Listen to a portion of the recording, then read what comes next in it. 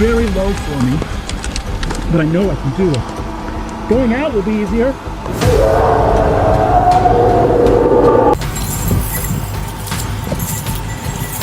2 bricks. And someone's just smashed Million's windows while whistling to me. Tonight, we look at 6 disturbing camping encounters caught on camera. Real moments, real danger. Don't forget to subscribe for more terrifying footage like this. Let's begin. Dancer is an outdoor enthusiast who's developed a deep love for hiking. She often documents her journeys on YouTube, exploring various trails across the country. While she used to include camping in her adventures more frequently, most of her recent uploads focus primarily on hiking. In this video, she decides to revisit solo camping, choosing a section of the Florida Trail. She begins on a smaller access path known as a blue blaze, aiming to reach an area she had attempted before. Her last experience on that part of the trail hadn't been great, but she was determined to give it another chance. I'm on a blue blaze right now, trying to get onto the Florida Trail at a different section. This actually was the area I wanted to get to last time I hiked the trail, and I realized it was like the worst trail on earth. I'm giving this trail tries and tries, but this is a cool blue blaze from a trailhead, and it is a chillier day today. So I thought I want to try to hike a little bit. And it was a cooler day, ideal for hiking longer distances. She pressed on for several hours before finding a suitable place to set up camp. Once there, she pitched her tent, organized her gear, and got a small fire going to stay warm. As she settled in, she made a warm drink and spent some time by the fire, enjoying the quiet. Just drank some milk tea, and the fire is going out. I could restart it, and probably I will get rid of the final wood that I have near here. Later that night, however, sleep didn't come easily. Strange noises began echoing from the woods around her.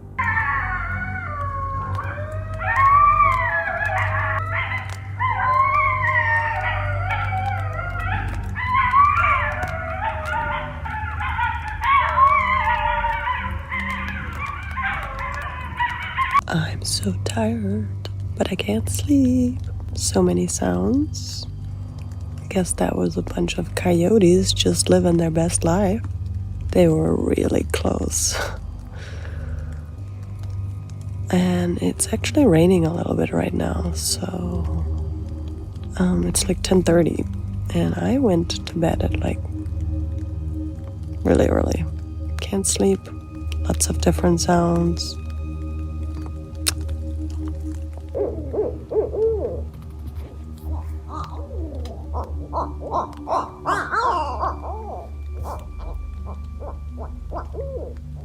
Among them were the distinct howls of coyotes, and they sounded unusually close. Despite the unnerving sounds, she stayed composed. The animals never approached the camp, but moments like these highlight the tension that can come with camping alone. By morning, everything had shifted. The forest was filled with birdsong, and the uneasy night gave way to a peaceful calm. Many solo campers report similar nighttime disturbances, often chalked up to local wildlife.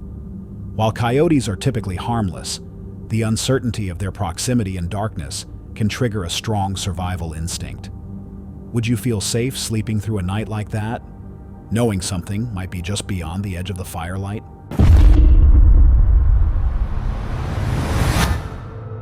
Calvin and his nephew Jacob, both seasoned explorers, set out to investigate a mysterious cave hidden beneath the Earth's surface. Unlike typical caves, this one had no natural opening. It was completely sealed under several feet of solid basalt. After surveying the area, Calvin decided to carve an entryway himself. This is a good sharp edge. I'm going to use it to sort of chisel through here. Maybe this side? Yep. It's certainly easier than being in a cave. Yeah, it's just bouncing. Try to lift that piece off. I'm just trying to get enough of a crack there to break. This lava is like 4 feet thick, so it's never easy. See if I can get it loose. I can get a wedge in there. Yeah, that's going to be the one. Okay, one out. No easy feat considering the density of the volcanic rock. Armed with chisels and other tools, he worked methodically, wedging and prying until he finally dislodged a piece large enough to create a narrow opening. It was a hard-earned entry, but the real test lay ahead.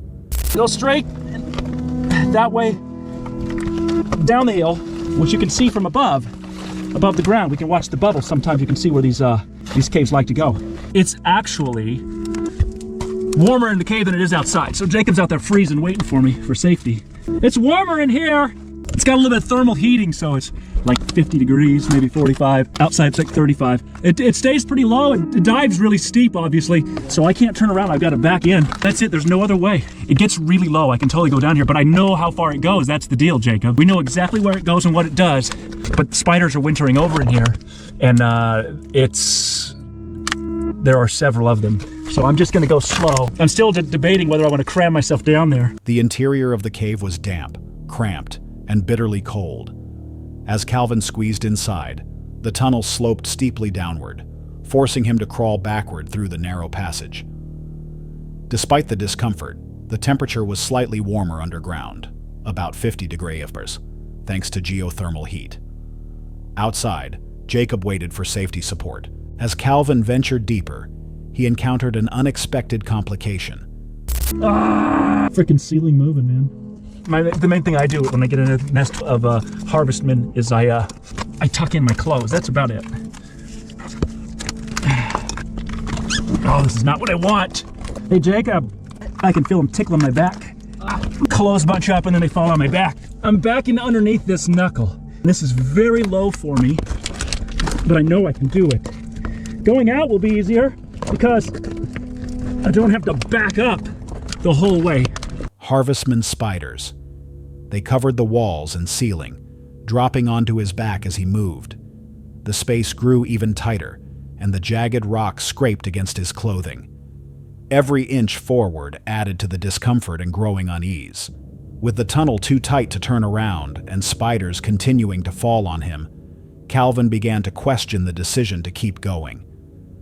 Recognizing the potential danger of continuing solo, he made the smart choice to pull back. Exhausted and covered in spiders, Calvin carefully backed his way out, grateful to leave the cave without injury. Volcanic caves can create unique microhabitats that attract wildlife like spiders, which seek warmth and shelter during colder seasons. For humans, these environments test both physical endurance and psychological limits. What would you do if the only way out was crawling through that same tunnel, knowing what's waiting above you?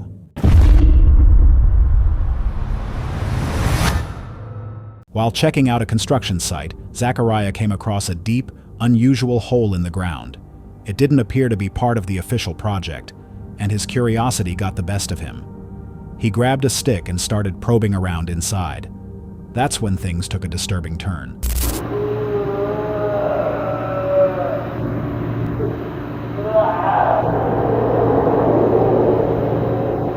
Out of nowhere, a panicked voice echoed from the depths. It sounded like someone crying out for help. Zachariah stood still, unsure of what he'd just heard. Before he could decide what to do, a sudden burst of wind shot up from the hole, sending a chill through his body. Then it got worse. The voice suddenly cut off, replaced by strange, inhuman sounds.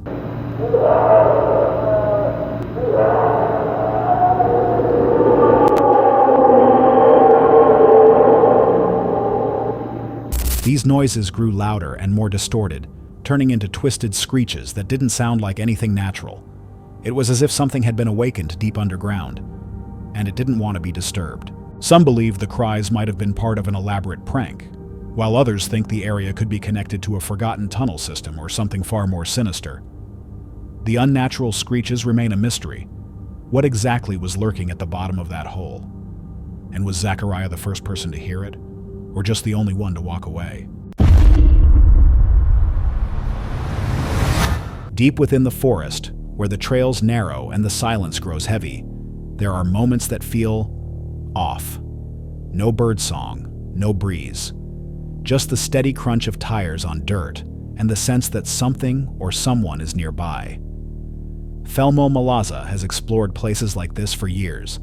His channel is known for solo biking adventures, rugged trail rides, and the occasional brush with danger. But on this particular ride, what he stumbled upon wasn't a wild animal or a blocked path. It was something far more unexpected and a little harder to unsee.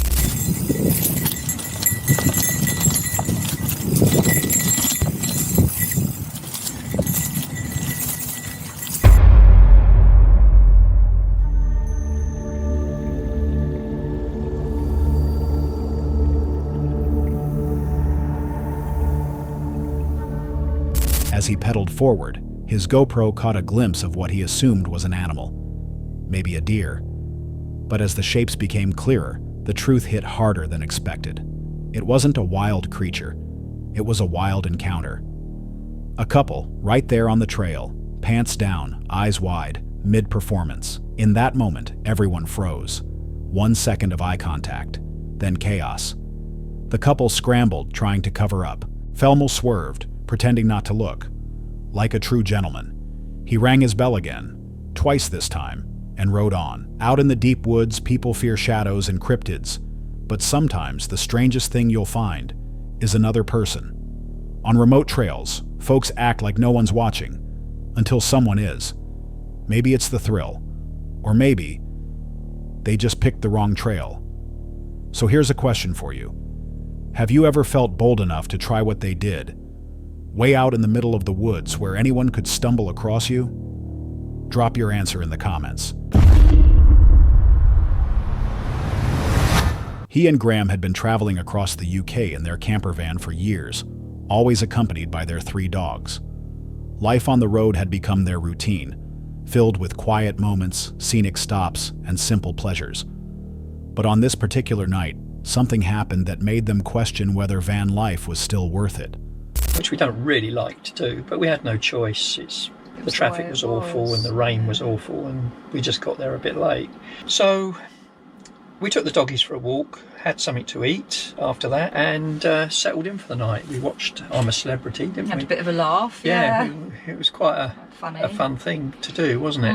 And a couple of cars came and went during the evening, but no trouble was there. They just came and went after about an hour. And another motorhome turned up, didn't it? Yeah. And parked away from us, the other side of the car park really, but it's only a fairly... After a long day of driving, they found a small, secluded car park where they could spend the night. They took the dogs for a walk, had dinner, and then settled in to relax. The evening seemed uneventful. Just a few cars came and went, and even another motorhome arrived and parked on the opposite side of the lot. Everything felt calm and safe. By 11 p.m., they were fast asleep. But just a couple of hours later, at around 1 a.m., a deafening bang jolted them awake. You dropped something on the floor there. Or was that glass? 2 bricks. And someone's just smashed Merlin's windows while we were sleeping. So no, we don't recommend this as a place to stop. They smashed the windscreen, but Graham's hoping he can drive with that. But here's us in the middle of nowhere, with a broken window and a cracked windscreen, 200 miles from home. So, pretty awful really. Just don't know what to do. I'm still in shock, literally. We heard this really loud boom, boom, boom, boom music, because we think it was just boy racers. And suddenly the music went quiet, and it was just loud bang, and Graham reckons there was 2 of them. The entire van shook violently. Disoriented, they rushed to figure out what had happened, only to discover that the passenger window had been completely smashed, and the windshield was cracked as well. 2 large bricks lay nearby, evidence of an intentional attack. With rain pouring and shards of glass scattered throughout the van, they realized they were stranded, 200 miles from home, in the middle of nowhere. God knows how.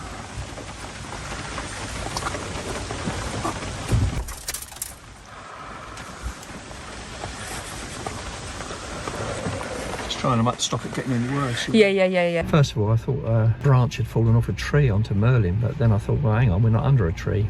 So that's when we found out what had really happened. They quickly tried to cover the broken window with whatever they had, piecing together a temporary fix using tape and plastic. It wasn't ideal, but it was enough to get them moving. As they slowly made their way to a nearby service station, a kind employee helped reinforce their makeshift window patch, allowing them to continue the long drive. So we seem to be stopping at every service area. The repair's holding up okay-ish. I've just stuck it down again. Unfortunately, the old McDonald's tape isn't quite as strong as Gorilla tape, so where the wind's blowing on the leading edge, sort of here, outside here, because this glass is okay, that's the bit that's really vulnerable. It was folding back. Even so, they were still in shock, processing not only the damage, but the fear and confusion about why it had happened. They began to wonder whether this had just been a random act of vandalism, or if they had been specifically targeted. Either way, the feeling of security they had always known on the road was gone. Though incidents like this are rare, they serve as a sobering reminder of how vulnerable travelers can be when camping in isolated locations. Whether it was a random attack or the work of reckless individuals, the psychological impact can linger far longer than the physical damage. Would one night like this be enough to make you give up the freedom of van life? Or would you chalk it up to a bad night and keep rolling? Wade is a survival enthusiast from Australia, known for tackling extreme outdoor challenges, like spending days on remote islands with nothing but his gear and what he can catch to survive. His videos are packed with raw adventure, and this time he's taking on a new challenge to celebrate his friend's birthday.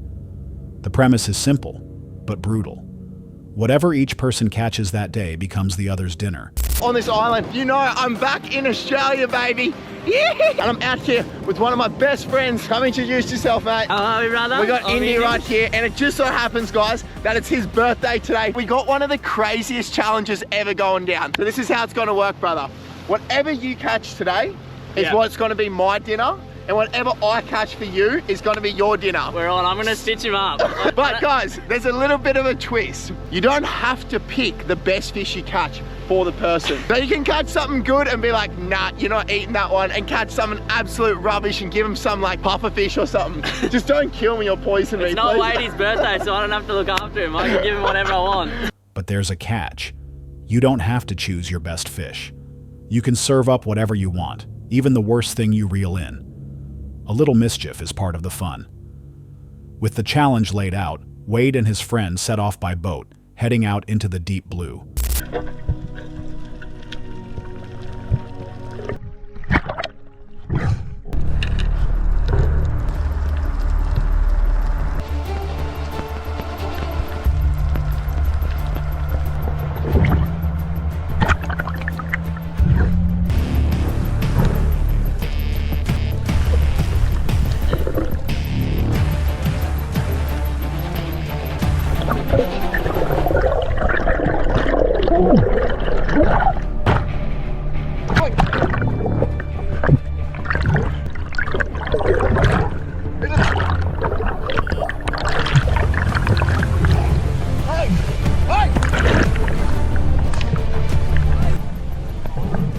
I just got eaten by a shark, bro.